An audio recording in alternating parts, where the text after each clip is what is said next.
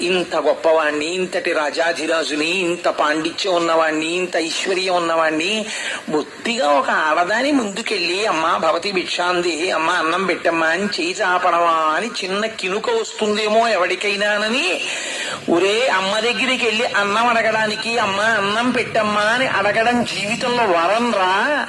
అలా అడగడానికి నువ్వు సంకోచించవలసిన పని లేదని మనకి మార్గదర్శకత్వం చెయ్యడానికి విశ్వనాథుడు భిక్షాపాత్ర పట్టుకుని ఆది భిక్షుడు అయి తాని ముందు నించున్నాడు. ఆయనే నించుంటే నించోడానికి నీకేం బాధ, నువ్వు నించోవచ్చు వెనకాలని.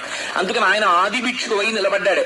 అందుకే అద్భుతమైనటువంటి అన్నపూర్ణాష్టకం చేస్తారు. నిత్యానందకరీ వరాభయకరీ సౌందర్య రత్నాకరీ అని. అందులో కాశీపురాధీశ్వరి భిక్షాందేహి కృపావలంబనకరీ మాతా అన్నపూర్ణేశ్వరి అని.